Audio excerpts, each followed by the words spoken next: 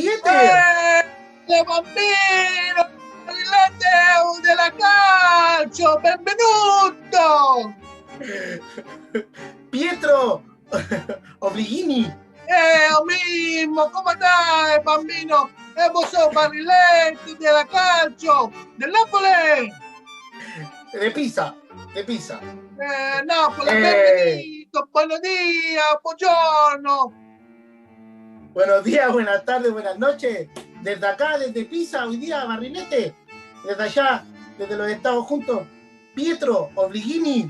Y ahora les tenemos en este momentini a nuestras amigas, amigues, amigos de la Pichanguita Eterna, nuestro especial del Mundial de 1934, el cual se jugó en Italia. Por eso me vine para acá. El Guille se rajó con pasaje a Brasil en el primer tiempo y ahora en el segundo me mandó a Italia, para tener un ambiente más ad hoc al tema que vamos a conversar.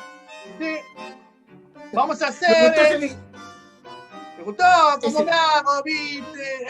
Pietro Obliguini tiene que arreglar los bigotiños acá en el calcio. Mirá que ahora el calcio está con poca luquini, entonces hay que arreglarse los bigotini por acá, por allá. Vamos a hacer el campeonato mundial de calcio de Benito. Perdón. Don Benito. Don Benito. Sí. Ahí tenemos hartas cosas. ¿Partamos al tiro en materia? Ya. ¿Te parece? Veníamos del Mundial de 1934, en donde nosotros conversamos que se había jugado con 1930, perdón. Se había jugado con 13 equipos. Había sido en Sudamérica. Este campeonato mundial fue el primer campeonato mundial y el único en donde el campeón, hasta el momento, no ha defendido su título. Los uruguayos dijeron: ustedes no quisieron venir para acá, nosotros nos vamos. O sea, lloraron. ¿Cachai? Y hasta el momento es el único campeón que no ha defendido su título, porque hasta hace poco tiempo atrás los campeones clasificaban de manera automática al mundial. Y desde el mundial 2014 o 2010 los campeones tienen que jugar su clasificación como cualquier otro equipo. Entonces es probable que en algún momento en la historia de los mundiales esto se mantiene, el campeón no clasifique. Pero hasta el momento se ha dado que todos los campeones han podido defender su título, a excepción de este mundial. Se da, Barrilete, como tú lo dices, en paréntesis, se da que los organizadores tienen el cupo asegurado. Exacto. No el campeón del mundo. Que a veces la gente se confunde. Claro. Porque hasta hace poco el campeón lo tenía asegurado. Sí. Y eso nos alivianaba mucho, porque si salía campeón Brasil o Argentina, estaban los mismos 4 cupos y medio y era uno menos que participar, entonces tenías que disputar 4 cupos y medio entre 9 equipos. Entonces era un poquitito más fácil. Que fue lo que ayudó a Chile a clasificar al Mundial del 98. Y del 2014. También. Al ser Brasil el organizador, había... ¿verdad? Pietro algo sabe di calcio, bambino. Oye, pero este mundial tiene algunas cosas futbolísticas, netamente futbolísticas, que son interesantes de analizar, sí. Pero también algunas cuestiones históricas. Como a nosotros nos gusta este tema de ponerle contexto histórico, en 1934 se jugó con 16 equipos y fue el primer campeonato mundial que, dada el interés que concitó el mismo, se jugaron fases de clasificación. Y fueron, si no me equivoco, Barrilete, fueron 3 equipos americanos. Solamente. 3 equipos americanos. Exacto. Y 2 sudamericanos más los Estados juntos. Sí. Y un equipo de la África por primera vez. Exacto. Egipto fue el primer equipo africano que jugó en este mundial.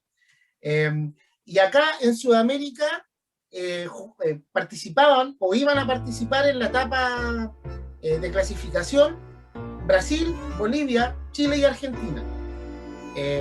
Argentina dijo: nosotros no vamos, ¿ya?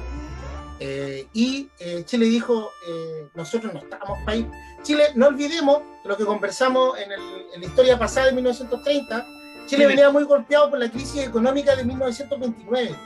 Entonces Chile tenía puesta la cabeza en otras cosas, como país, como nación, pero además la Federación Chilena de Fútbol, representada o materializada en su selección, desde el Mundial a 1934 fue muy pocas las participaciones que tuvo, ninguna participación a nivel internacional de manera oficial.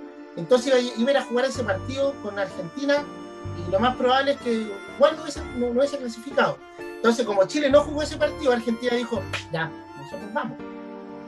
Y de acá de Sudamérica participó Brasil, que también tenía que jugar un partido de clasificación con Bolivia. Bolivia no jugó, entonces pasaron de manera automática a Brasil y Argentina a esta. Pero en Chile pasaban cosas bien interesantes en 1934. ¿Queréis que te las cuente? Dale, Barrilete, andame. Pero solo una cosa te voy a mencionar.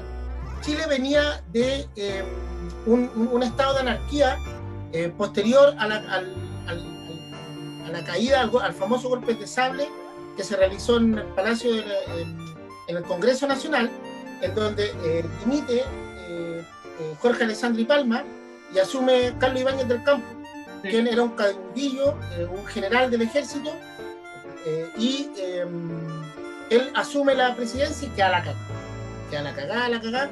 Y en 1932 asume nuevamente este tipo, Jorge Alessandri Palma. El hombre, el que sale sentado con el perrini, en la sillini. Exacto, el mismo, y el denominado León de Tarapacá. Que él llega al poder, cacha las cosas como son. Él, siendo un hombre históricamente de derecha, él llega al poder con el apoyo de los partidos de centro-izquierda actualmente, el Partido Liberal, el Partido Radical, y hay uno más que se me escapa por ahí, y el Partido Demócrata, sí, la Falange, ¿cachai? Llega al poder en ese entonces. Y él tiene una mancha bien fea, que sucede precisamente en 1934, que particularmente son dos, pero hay una que a mí me marcó mucho cuando estábamos haciendo este repaso, que tiene que ver con la matanza en el sur, la matanza de Ranquil, ¿ya? Que fue un levantamiento en armas que tuvieron los peones, los campesinos, junto con el pueblo mapuche. Claro, junto con el pueblo mapuche, dadas las condiciones de esclavitud en las cuales prácticamente vivían, y por parte de los mapuches, el despojo de sus tierras para que se pudieran instalar los colonos, ¿cachai? Y nuevamente el ejército chileno y las fuerzas armadas chilenas, al servicio de la oligarquía del país, van y hacen esta masacre. Eso fue una mancha muy fea. Entonces, ese contexto, todo eso que pasaba ahí, no era como para que Chile estuviera jugando un mundial, creo yo. Y se da también, como tú lo dijiste, Barrilete, se da que estructuralmente teníamos a países como Uruguay y Argentina, que a nivel de asociación de fútbol, ellos estaban varios niveles mucho más arriba, estaban en condiciones de organizarse y de organizar fútbol a nivel competitivo, mientras que Chile a nivel de federación todavía estábamos en pañales, Barrilete.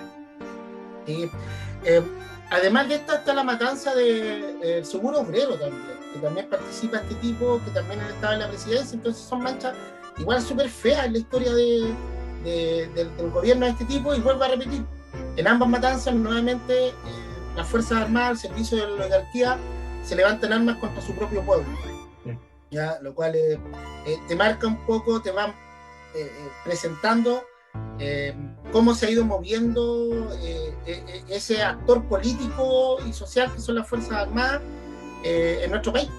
Sí. Entonces, no, y algo muy parecido estaba pasando en la Italia, Rodriguinho, muy parecido.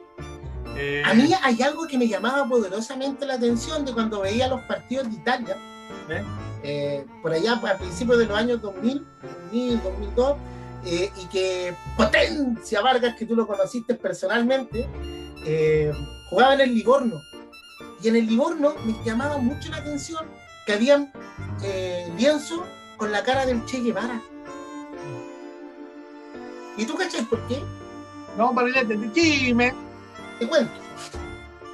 En Italia, en la Italia prefascista, entre los años 1915 aproximadamente, 1918, entre 1915 y 1918, pero que se acrecienta después de el término de la Segunda Guerra Mundial, Italia quedó para la cagada, ¿cachai? Quedó muy para la cagada. porque Italia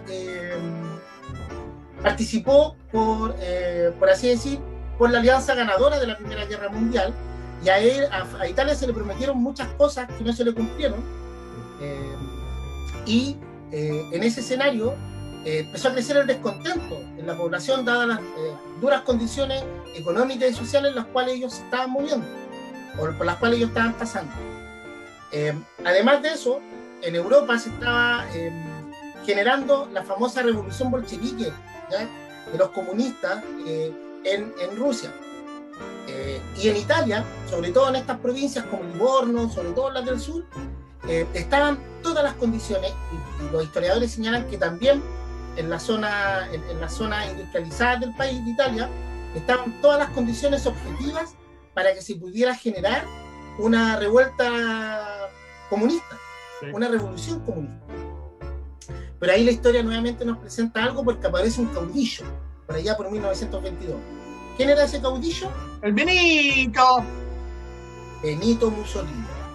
Benito Mussolini era un antiguo militante del Partido Socialista. Y lo echaron. Sí. Le dijeron excomunicado, así como el John Wick.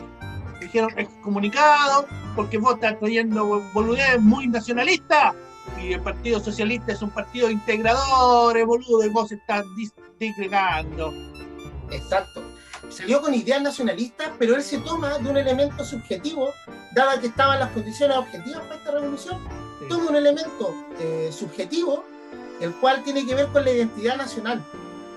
Entonces, en base a un discurso nacionalista, en base a un discurso que se construía en torno a la identidad nacional, él pasa a ser un caudillo y pasa a formar parte del partido fascista de Italia.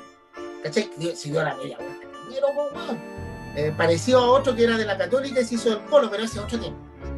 ¿Cachai? No, sé que estás hablando, boludo. Yo sé que estás hablando de Benito, estás hablando un poquito de Adolf, y un poquito de Donald, y un poquito de Tatán. Bien. Ya. Y él toma el poder, ¿cachai? Y uno de los elementos más importantes para mi gusto, y también para muchos historiadores, que tiene el fascismo, es la capacidad que tiene de mover masas mediante los mensajes comunicacionales. Está sumamente estudiado este tema, y las personas que lo han estudiado lo manejan mejor que nosotros. ¿Qué iba a decir? Él prometió revivir el Imperio Romano desde el Mediterráneo para arriba, boludo. Exactamente. Y él, en ese entonces, dada la Revolución Rusa, que fue en contra de la monarquía, en Italia en ese entonces todavía había monarquía, y lo que él hace es que asume como presidente de los ministros, como una especie de primer ministro en Italia. Que en el fondo, si bien es cierto, la monarquía en ese entonces, en la historia de la humanidad, había perdido fuerza como sistema político, seguía teniendo un peso simbólico. Entonces, que la monarquía apoyara a este tipo, que estaba en contra de la revolución antimonárquica de los bolcheviques, era un espaldarazo importante para él. Y él asume en 1922 este cargo y no lo suelta más. Hasta el 45, cuando... Sí, exacto. Y fíjate que lo que él hace en función de esta propaganda es que utiliza este campeonato mundial para promover su ideología, ya para masificarla. Cosa que me parece que en un par de mundiales más también pasa, compadre, ¿no? Primero con los Juegos Olímpicos del 36. Exacto. Adolfo, pero se da, Barrilete, que nosotros lo vimos un poquito. Primero la FIFA empieza a ver en los primeros años de los 1900 cómo de forma emergente el fútbol empieza a ganar tracción, popularmente y a nivel de negocio, a tal punto que se pone de acuerdo con el Comité Olímpico. Oye, cabros, ahora queremos nosotros organizar el fútbol mundial, ¿por qué no lo ayudan? Empiezan a hacer los congresos de la FIFA, el congreso de 1929, que llegan a acuerdo a hacer el mundial en Uruguay, porque es el ganador de las Olimpiadas del 24 y del 28, y después los europeos dijeron, ya pues cabros, ahora nos toca a nosotros. Entonces hicieron el congreso, me parece que fue del 32 en Estocolmo, y ahí se viene, y ahí En ese congreso, Barrilete, si bien no estoy muy seguro, me parece que Suecia quería hacerse del mundial, pero empieza a hacer una fuerte presión y ya desde el córner, desde la esquina más o menos ideológica, estaba Italia y tenía también el soporte de los alemanes. El llamado Pacto de Acero, me parece que se llamaba, que empezaron a formar un grupito con afinidades ideológicas y dijeron, no, pues cabros, pasemos el mundial a Italia. Pero ellos ya traían esta agenda que tú decías muy bien, Pablo. Y algo que es llamativo y que acompañó también parte de la historia política de Occidente, sobre todo, que tiene que ver con que aquí también se empieza a paramilitarizar los movimientos políticos.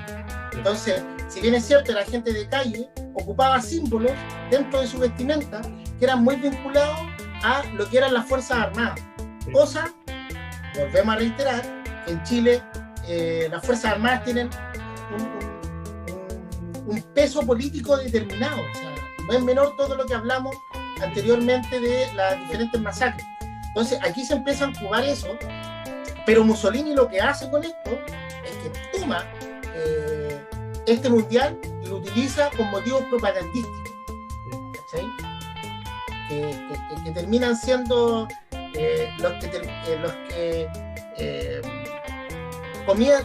los que continúan esta idea de el imperialismo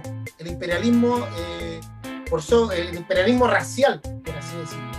Porque el discurso que tenía Mussolini, tal como tú muy bien lo dijiste, tenía que ver con recuperar la identidad imperial que tenía la Roma antigua. Sí. Y ellos tenían la intención, quizás la convicción, uno no lo sabe realmente, pero por lo menos la intención de controlar nuevamente el mundo desde el Mediterráneo para arriba y establecer una alianza con Alemania y traer lo más terrible de esa cuestión terrible de ultraderecha, esa cuestión que, bueno, no vale la pena, pero es una cuestión de hegemonía, de control absoluto, y luego lo vimos en su grado más brutal con Hitler. Exacto. Mira, te propongo algo. Vamos un poquitito con el mundial y después quiero ir con algunas controversias que se dieron, que se vinculan con esto que nosotros acabamos de hacer como contexto, para entender cómo se dio, ¿ya? Porque todo esto no es una clase de historia, sino que es una pasada rápida para entender por qué las cosas se dieron como se dieron en ese mundial en particular y cuál es la historia social y política detrás que impulsa a que se haya llegado a esos momentos tan relevantes para la historia de la humanidad. Primero, ya lo dijimos, primer mundial donde se juega con 16 equipos. Pero aquí uno ya empieza a ver la mano de estos huevones. No, sí. Eliminó la fase de grupo. ¿Ah? Eliminó la fase de grupo. Ah, sí. Todo eran mata-mata. Sí. Y uno dice, ¿por qué será? Si uno quiere fumar debajo del agua, uno dice, claro, si los italianos son buenos, ahí, en la fase de grupo, realmente guatean. Había otra particularidad, Barrilete, que tuvo este mundial, que era el hecho de que los países del Reino Unido no estaban ni ahí con la FIFA, pues, Barrilete. Exacto, iba a tocar eso mismo. Tenían su grupito con Sudamérica que no quiso participar. Cuéntanos ese historia. Tenían su grupito que creo que se llamaba el British Home Championship. Y que era Inglaterra, era Escocia, y Irlanda y Gales. Estaba Gareth Bale ahí jugando ese campeonato callampa. Sí, pero lo que ellos decían es que no iban a participar en un campeonato que para ellos era de segunda categoría en comparación al campeonato que ellos tenían. Y se lloraron, Barrilete, pero bueno. Quisieron hacer como esta Superliga que quería el otro Benito, Flores. Alcance de nombre, pues, huevón. No, pero ahí, bonito, Barrilete, bueno. Ya. Tal como dijimos, dado el interés que tenían los países en participar, este fue el primer mundial que tuvo fase de grupo y se jugó entre el 27 de mayo al 10 de junio, creo. Me parece que sí. Ahí lo tenía. Ya se jugó en esa etapa. Te voy a dar un nombre, weón. un nombre, aquí lo anoté. ¿Sabéis dónde se jugó la final? Sí, eso es otra particularidad, Barrilete, cómo les gustaba hacer propaganda a niveles igual, bueno, nosotros estamos viviendo una era postmoderna, pero 100 años después de esto hemos vivido exactamente lo mismo, vos por allá y yo por acá. Uno de los estadios que me parece que no estoy seguro si es el estadio de la final, el estadio de la final Mussolini. Y el otro estadio también que tiene el nombre más estrafalario que yo he escuchado en mi vida, Barrilete, Estadio Nacional. Estadio Nacional del Partido Nacional Fascista. En ese se jugó la final. El mismo, desgraciado. Uy, el nombre, pero rebuscado. ¿La cachai? ¿Dónde? Y quedó marcado en la historia. Si uno busca los registros, se va a enterar que la final de la Copa del Mundo de 1934 se jugó en un estadio que era fascista. ¿Sí? Y atención con esto. En Roma. ¿Quién hizo de local? ¿O quién hacía de local en ese estadio? La Roma. ¿Y quién más? La Lazio. ¿Cuál es el equipo ultra de Italia? Sí, pues, Barrilete, la Lazio. Así como el Livorno tenía la imagen del Che Guevara, estos jugadores, ¿te acordás? No me acuerdo cuál era el jugador de mierda que cuando hacía un gol hacía el saludo fascista. Sí, no hace mucho tiempo. No, sí, ese me parece que se lo alcanzó a jugar con el Matador. Más o menos, me parece, sí. Pero, otra triquiñuela más. A ver. ¿Te cuento otra más que hicieron ahí? Es también el primer mundial donde juegan por una selección jugadores que no habían nacionalizado, sí. Tenían como Teo. Esto fue, parece que fue ya estando Mussolini sentado en el trono. Inconsecuente, cuando el Juan decía que ellos eran la raza superior, que el imperialismo, y dijo, oye, llamemos a estos sudacas. Sí. Y de hecho, ellos intentaron seducir a unos jugadores uruguayos, Barrilete, y los uruguayos dijeron. Pero después había un par de muchachos argentinos y un brasileño que tenían ascendencia italiana, que tenían el nombre así como yo, como el Pietro Oblighini, y los trajeron a la Italia, jugaron un par de partiditos por equipo de la Italia y le hicieron un pasaporte. Pero no dicen, el reglamento de la FIFA lo prohibía porque ellos habían defendido a su selección nacional. Esa parte yo no la sabía. Sí. Habían defendido a su selección nacional, habían jugado por Argentina y Brasil respectivamente, por adultos. Para ponerlo en contexto, hasta hace poco tiempo atrás, si tú habías jugado o habías sido llamado por tu selección al menos una vez, ya sea en cualquiera de las divisiones, que tú no hayas jugado en cancha, no podías jugar por tu selección. ¿Te acuerdas de el Mono Navarro Montoya? Él era colombiano, hizo toda su carrera en Argentina, fue llamado a una selección colombiana infantil o juvenil, sub-18, sub-20. Claro, y no pudo jugar nunca por la selección argentina. Dicen que a partir de eso, ¡Don Julio Cruz! ¡Don Julio Cruz! Sí, él la cambió de que jugadores menores de 20 años. Claro. Y ahora incluso podemos ver que hay jugadores que han defendido su selección. ¡Ben! Sí, pues Ben es uno que jugó por la sub-20 de los Inglaterra. Exacto. Entonces, ahí ya tenemos otro chanchullo. ¿Ah? Marcelo la rompo. ¿Quería ir con la campaña del campeón? Ya. Recordemos, primero, recordemos que se jugaban eliminatorias directas, no hubo fase de grupo, así que fueron menos partidos de los que nosotros podríamos suponer, ¿ya? En octavos de final, porque se jugaba al tiro octavos de final, se enfrentó Italia con Estados Juntos. ¿Cómo le fue a los Estados Juntos? No, tendrán que haber perdido.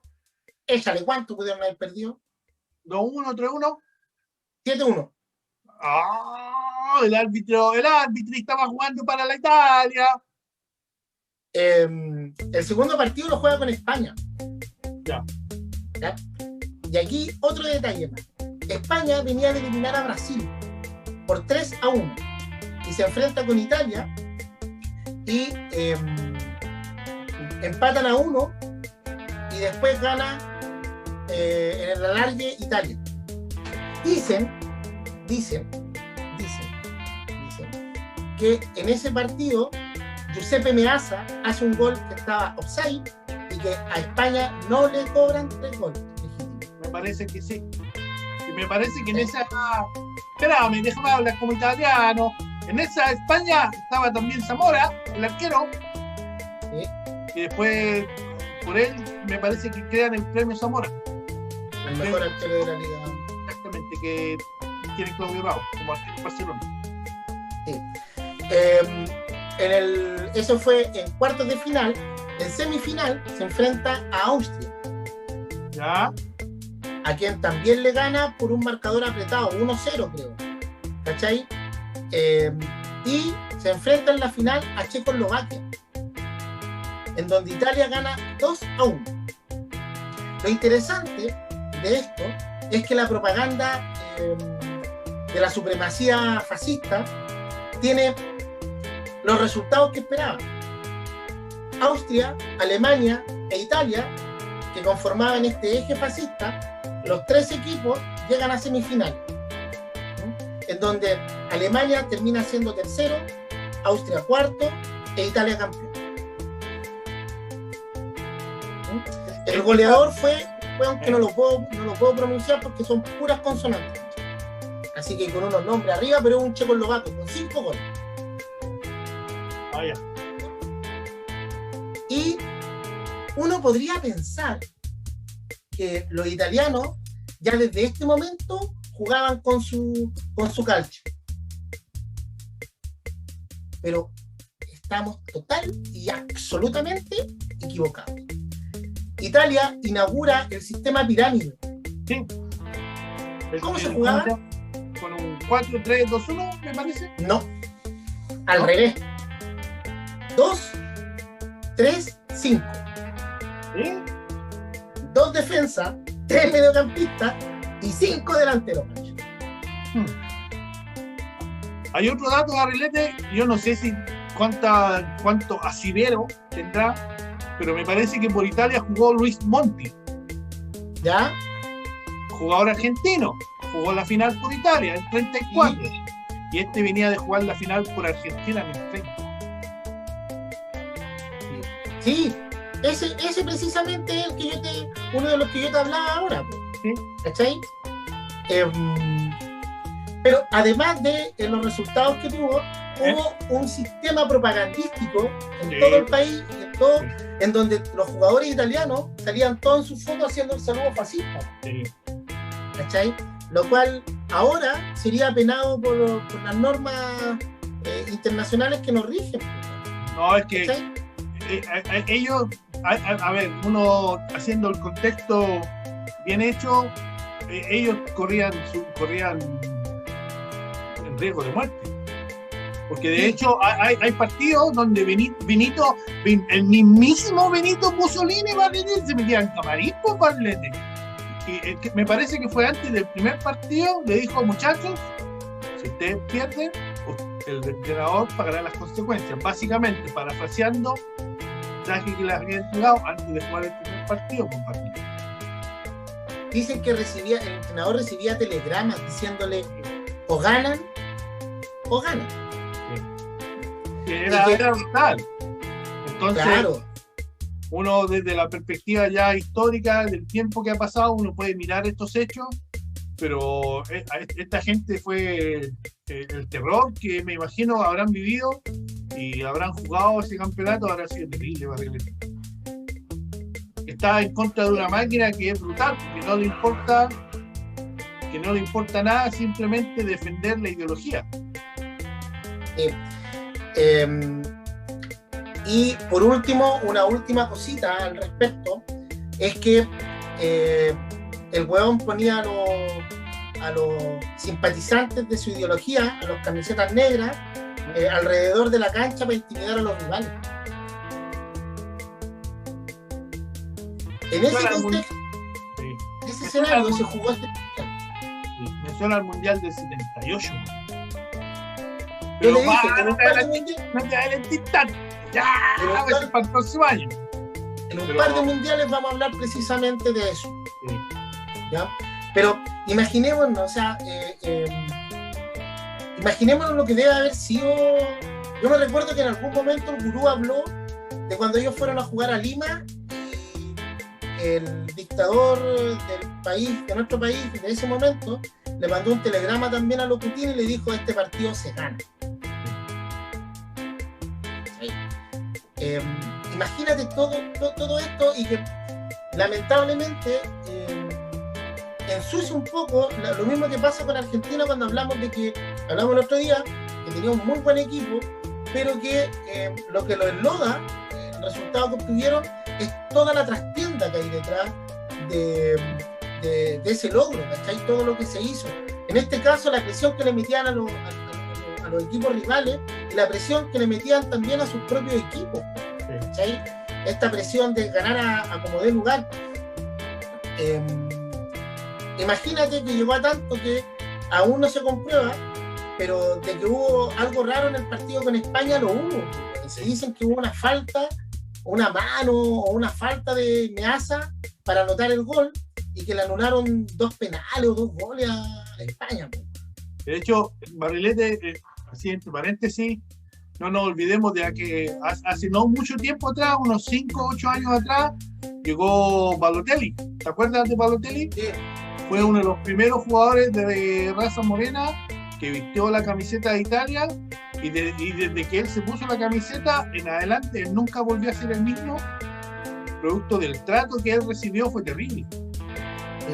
El trato y desde sus mismísimos compañeros, es decir, todavía hasta el día de hoy existe en una parte de la población italiana esa idea del fascismo y de esa idea de la poco tolerancia a la gente que es diferente, aunque sean conciudadanos tuyos, ¿cachai? Sí. Es re poco lo que podemos hablar de fútbol en este caso, porque no tenemos la claridad, no tenemos las imágenes, no lo vivimos, pero sí nos podemos hacer una idea del contexto social en el cual y político en el cual se desenvolvió. El diseño táctico quizás puede ser algo interesante, cosa que a veces el esquema pirámide después se invierte. En Italia juega el sistema pirámide, pero con la parte ancha para abajo, ¿cachai? Con ese catenaccio. Que ya 7 jugadores para defender, 1 o 2 volantes y un 9.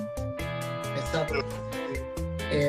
Yo hasta aquí llego acá con mi taco, no tengo ninguno, que no sé si tú tenías algo más que... No, eso es, pues, Barrilete, eso es.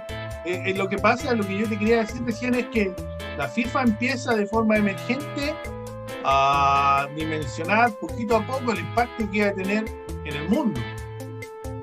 Ya con el primer mundial, si bien fue en Sudamérica, si bien todo era a través de un telegrama, tenían que subirse en un barco y andar como 2 o 3 meses en barco, ahí ellos tuvieron la realización de que si esto es de verdad, a tal punto que los gobernantes, en este caso Mussolini, lo usaron para transmitir su mensaje a niveles globales.